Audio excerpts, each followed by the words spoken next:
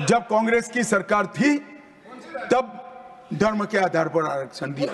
अब क्या हुआ है, सुप्रीम कोर्ट में रुक जाता है क्योंकि 50% की सीमा है। वो ओबीसी का कोई कल्याण नहीं चाहते हैं।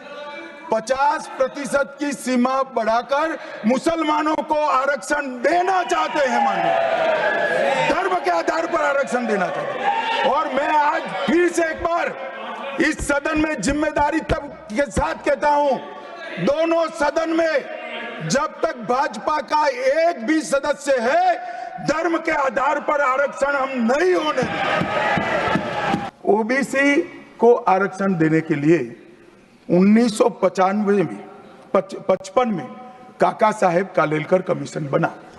मान्यवर, इसका रिपोर्ट कहां है? दोनों सदन के रिकॉर्ड पर मैंने ढूंढा, कहीं नहीं, बुला दिया गया। क्यों? क्योंकि ओबीसी को आरक्षण मिलता था। बैठिए बैठिए बैठिए ना, मैं प्रक्रिया बताता हूं। मान्यवर, कोई भी रिपोर्ट आता है, अरे सुनो, कोई भी रिपोर्ट आता है उसको कैबिनेट के सामने रखना पड़ता है। फिर इस पर कार्यवाही जो की, उसकी रिपोर्ट के साथ संसद के सामने रखना है। सही कह रहे हैं, उन्होंने संसद में लाने की जगह पुस्तकालय में रख दिया। ओबीसी का आरक्षण इन्होंने लाइब्रेरी में रख दिया। समाज के जीवन में इतना बड़ा सामाजिक बदलाव करने वाले कानून को उत्तराखंड सरकार ने मॉडल कानून के रूप में पारित किया है। इसकी न्यायिक मीमांसा होगी, इस पर सामाजिक चर्चा होगी, धर्म के विद्वान चर्चा करेंगे, कुछ सजेशन आएंगे तो इसको स्वीकारेंगे और बाद में भारतीय जनता पार्टी की सरकार हर राज्य में कॉमन सिविल कोड लेकर आए। आज तक नहीं मिला, वो भी कांग्रेस पार्टी के तुष्टीकरण की नीति थी।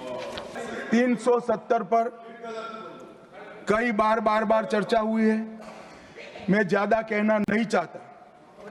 सब जानते हैं कि एक टेम्पररी प्रोविजन को अनौरत संतान की तरह अपनी गोदी में 70 साल तक कांग्रेस ने खिलाने का काम किया और 370 हटाने के लिए लोहे का जिगर चाहिए। और जब देश के प्रधानमंत्री नरेंद्र मोदी जी 2019 में फिर से प्रधानमंत्री बने, एक ही झटके से इसी सदन में 370 और 35 को समाप्त। इसी सदन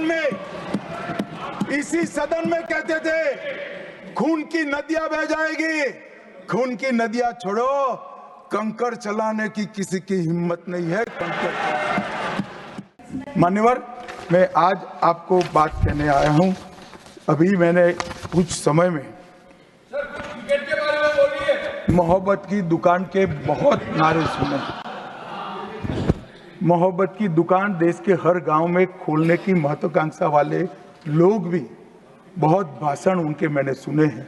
मेरा उनको कहना है, मोहब्बत दुकान से बेचने की चीज नहीं है भैया। मोहब्बत प्रचार की चीज नहीं है। मोहब्बत दिल में बसाने का जज्बा है और मोहब्बत दूसरों को महसूस कराने का लम्हा है। अगर इतना समझ जाएंगे तो और कोई तकलीफ नहीं पड़ेगी। मान्यवर, सावरकर जी के सामने जो वीर लगा है ना, वो कोई सरकार, कोई पॉलिटिकल पार्टी की चुनी हुई सरकार ने नहीं दिया है। इसके सामने वीर, उनकी वीरता के कारण 140 करोड़ लोगों ने। मान्यवर, आज सावरकर जी की एक उक्ति में यहाँ पर कहना चाहता हूँ। उनका एक मराठी में वाक्य है, तुझ साठी मरण ते जनन, तुझ बिन जनन ते मरण। इसके आगे है, हे मातृभूमि, तेरे लिए मरण मृत्यु ही जीवन है और तेरे बिना जीवन मेरे लिए मृत्यु से भी कठिन। ये देशभक्ति के वाक्य जिस व्यक्ति के मुंह से निकले, इसके लिए इस प्रकार की सदन में चर्चा करते हैं, सार्वजनिक रूप से बोलते हैं और गर्व महसूस करते हैं। क्या देशभक्ति कोई विचारधारा के साथ जुड़ी हो ही सकती है? हमारे एक सम्मानीय सदस्य ने कहा कि चर्चा का स्तर कितना नीचा हो गया है कि यहाँ चित्रों की चर्चा हो रही है। मान्यवर, अगर संदेश लेना नहीं आता तो संविधान का भी कोई उपयोग नहीं।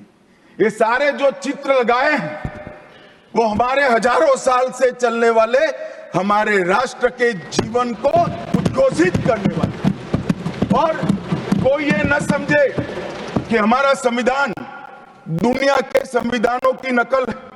हाँ, हमने हर संविधान का अभ्यास जरूर किया है, क्योंकि हमारे यहाँ तो ऋग्वेद में कहा गया, हर कोने से हमें अच्छाई प्राप्त हो, शुभ विचार प्राप्त हो और शुभ विचार को स्वीकारने के लिए मेरा मन खुला हो।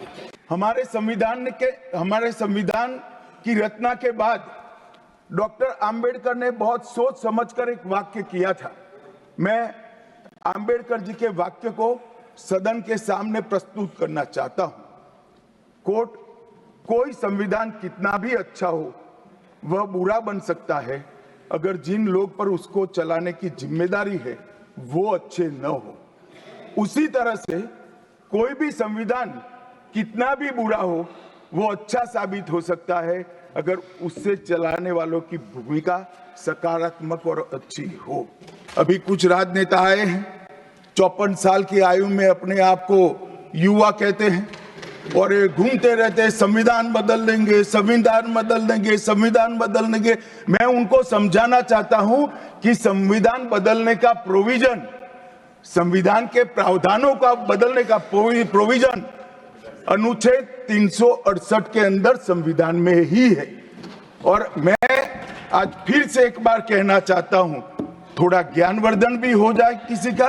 भाजपा ने 16 साल राज किया, माननीय 6 साल अटल जी ने किया, 10 साल मोदी जी ने किया और 5 साल और मोदी जी करें। एक प्रकार से 16 साल हमने शासन किया। 16 साल में हमने 22 बार संविधान बदला, संविधान के अंदर परिवर्तन की। और कांग्रेस ने 55 साल करा और 55 साल में 77 परिवर्तन कांग्रेस ने भी किए, कांग्रेस के शासन में भी हुए। पहला संशोधन हुआ 18 जून 1951 में। संविधान सभा ने ही ये संशोधन करना पड़ा, क्योंकि संविधान बनाने के बाद, संविधान स्वीकारने के बाद आम चुनाव में जाने तक का भी धैर्य कांग्रेस पार्टी में नहीं था। अभी लोकसभा नहीं बनी थी, अभी राज्यसभा नहीं बनी थी और संशोधन लेकर आए। अब उसका उद्देश्य क्या था? 19A जोड़ा गया। 19A जोड़ा गया, वो किस लिए जोड़ा गया?